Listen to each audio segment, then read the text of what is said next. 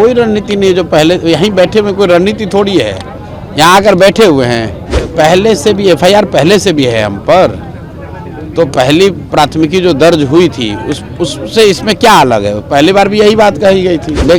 प्रशासन तो बेकार अपना टाइम वेस्ट कर रहा है। कार्रवाई करोगे फिर 2 दिन के बाद फिर बैठ जाऊंगा। हम कोई यहाँ हल्ला हंगामा कर नहीं रहे हैं, कोई सार्वजनिक संपत्ति को नुकसान पहुंचा नहीं रहे हैं, चुपचाप बैठे हुए हैं। मुद्दा ये है कि नीतीश कुमार जो यहाँ अभी सत्ता में बैठे हुए हैं 2015 में, जिन युवाओं से मिलने के लिए उन्होंने इनकार कर दिया, इन्हीं के घर घर जाकर गांव-गांव जाकर कहा कि भाई हमें वोट दो, मैं सारे बेरोजगार युवाओं को 1000 रुपये महीना कम से कम भत्ता दूंगा, बेरोजगारी भत्ता दूंगा। 10 साल हो गया, बच्चों को पैसा नहीं दिया। ये तो पूरा लाठी तंत्र बना दिया है नीतीश कुमार ने, और समाजवाद का ढोंग करने वाले इस व्यक्ति के खिलाफ किसी न किसी को खड़ा होना पड़ेगा।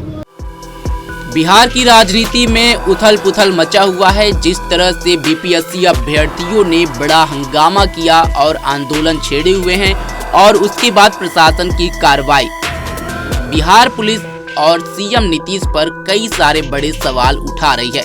जिस तरह से पटना में बड़ा आंदोलन बीपीएससी अभ्यर्थियों के द्वारा किया गया था, उसके बाद से प्रशासन ने लाठीचार्ज किया, वाटर कैनन का इस्तेमाल किया। फिर विपक्षी पार्टियों ने नीतीश कुमार और बिहार प्रशासन पर बड़ा आरोप लगाया। साथ ही जनसुराज पार्टी के नेता प्रशांत किशोर पर भी कई सारे बड़े आरोप लगे, और उनके ऊपर जो बड़ा आरोप लगा वो छात्रों को भड़काने का लगा। लेकिन एक बार फिर से प्रशांत किशोर सामने आए हैं और उन्होंने सीएम नीतीश कुमार को बड़ा अल्टीमेटम दिया है और खुले तौर पर कहा है कि आखिर क्यों पटना के गांधी मैदान में बीपीएससी अभ्यर्थी आंदोलन नहीं कर सकते हैं, धरने पर नहीं बैठ सकते हैं। आपको बता दें कि गांधी मैदान बहुत ही ऐतिहासिक है, समय समय पर यहाँ बड़ा आंदोलन देखने को मिलता है। और पिछले बार जब यहाँ अभ्यर्थियों का आंदोलन हुआ था, प्रशांत किशोर ने अगुवाई की थी। हालांकि अभ्यर्थियों की तरफ से ये आरोप लगे थे कि जब लाठीचार्ज किया गया तो उस दौरान प्रशांत किशोर वहाँ से भाग खड़े हुए। लेकिन अब फिर से प्रशांत किशोर का बड़ा बयान आया है, छात्रों के लिए उन्होंने बड़ी बात कह दी है, सरकार पर भी कई सारे बड़े सवाल उन्होंने खड़े किए हैं। आप भी सुनिए कि आंदोलन को लेकर के प्रशांत किशोर ने और क्या कुछ कहा। कोई रणनीति नहीं, जो पहले यहीं बैठे हुए कोई रणनीति थोड़ी है, यहाँ आकर बैठे हुए हैं। प्राथमिकी तो दर्ज हो गई है, पहले से भी बात हो रही है, पहले से भी एफआईआर पहले से भी है हम पर, तो पहली प्राथमिकी जो दर्ज हुई थी उससे इसमें क्या अलग है? पहली बार भी यही बात कही गई थी। लेकिन प्रशासन तो बेकार अपना टाइम वेस्ट कर रहा है। भाई मेरे पे एफआईआर पहले उन्होंने किया ही हुआ था, तो अगर कोई कार्रवाई करनी थी तो उसी पे कर लेते। अब दोबारा किया है, फिर आके कर ले कार्रवाई, उससे क्या हो जाएगा? कार्रवाई करोगे फिर 2 दिन के बाद फिर बैठ जाऊंगा। कहा जा रहा है कि ये जगह धरना प्रदर्शन का नहीं है और यहाँ पे बैठ नहीं सकते। किसने कहा ये बात? ये कानून किसने बनाया है? दिल्ली में किसान आज महीनों से धरना प्रदर्शन कर रहे हैं, वो दिल्ली के सड़कों पर बैठे हुए हैं। उनको केंद्र सरकार ने परमिशन दिया है कि दिल्ली सरकार ने परमिशन दिया है, या आप ये कह रहे हैं बिहार के अधिकारी की दिल्ली की सरकार को कोई समझ नहीं है?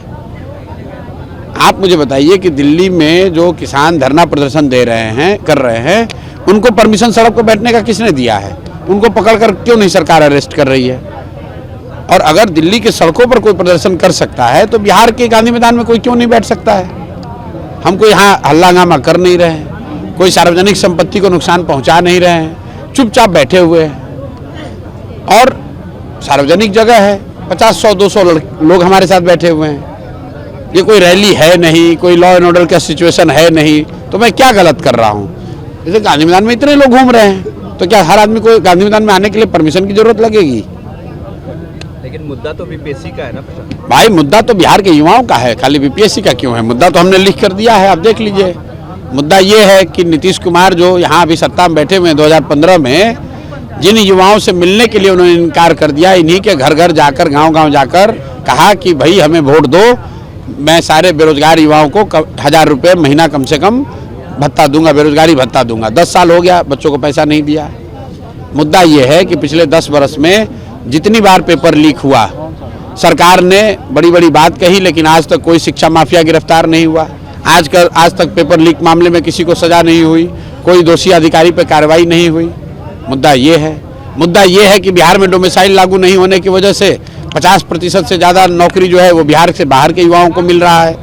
क्योंकि नीतीश कुमार को प्रधानमंत्री बनने का नशा था, तो सोच रहा है डोमिसाइल नहीं लागू रहेगा तो दूसरे राज्य वाले नीतीश कुमार को वोट देंगे और बिहार के बच्चों का भविष्य बलि पे चढ़ाया जा रहा है। मुद्दा ये है कि लोकतंत्र है, आप गांधी की बात करते हैं और आप यहाँ लाठी तंत्र बनाए हुए हैं। पिछले 3 वर्ष में 87 से ज़्यादा शांतिपूर्ण प्रदर्शनों पर, धरनों पर नीतीश कुमार ने लाठी चलवाया है। आंगनवाड़ियों पर लाठी चलवाया, सरपंचों पर लाठी चलवाया, शिक्षकों पर लाठी चलवाया, मुखिया लोग आए उन पर लाठी चलवाए, सांख्यिकी वाले लोगों पर, मतलब अनगिनत जो भी समाज का वर्ग यहाँ आया है उस पर नीतीश कुमार ने लाठी चलवाई। यहाँ तक कि उनके साथ सत्ता में बैठे हुए भाजपाइयों को दौड़ा दौड़ा के मरवाया नीतीश कुमार ने।